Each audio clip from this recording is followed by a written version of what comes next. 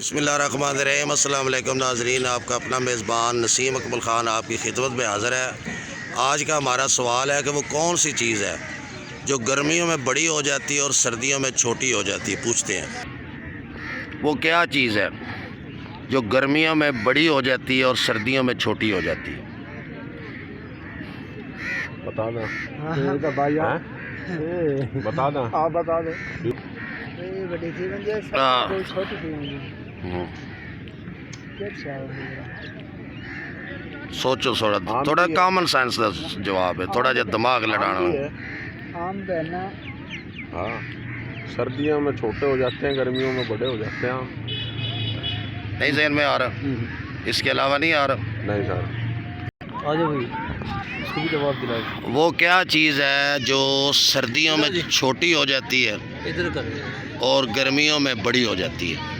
वो कौन सी चीज़ है जो सर्दियों में छोटी हो जाती है और गर्मियों में बड़ी होती है।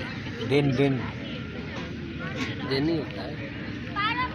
वो केड़ी शै है जेड़ी सर्दियां छोटी थी जाती गर्मियां वड्डी थी जाती है। केड़ी शै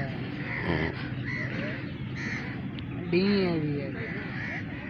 और कोई शै ज़हन च नहीं आंदा पे, ये समझ नहीं आंदा पे। तू तो याद मैं अनपढ़ आदमी है यार, इवें तो ना, तू तो बड़ा समझदार बंदा है। नहीं ज़हन च आ रहा। वो क्या चीज़ है जो सर्दियों में छोटी हो जाती है और गर्मियों में बड़ी हो जाती है। दिन दिन साल दिन। अब डी छोटा थी, रात रात है। हाँ जी, आज का हमारा सवाल था कि वो क्या चीज़ है जो गर्मियों में बड़ी हो जाती है, सर्दियों में छोटी हो जाती है। इन भाइयों का जवाब दुरुस्त है, वो है दिन। दिन भी कह सकते हैं, रात भी कह सकते हैं, रात कह सकते हैं दिन, क्योंकि दिन सर्दियों में होते हैं छोटे और गर्मी में होते हैं बड़े। इनका जवाब दुरुस्त है। के साथ ही नसीम अकमल ख़ान आपसे इजाज़त चाहता है। हमेशा खुश रहें, दूसरों को भी खुश रखें और हमें भी दुआओं में याद रखें। अल्लाह हाफ़िज़।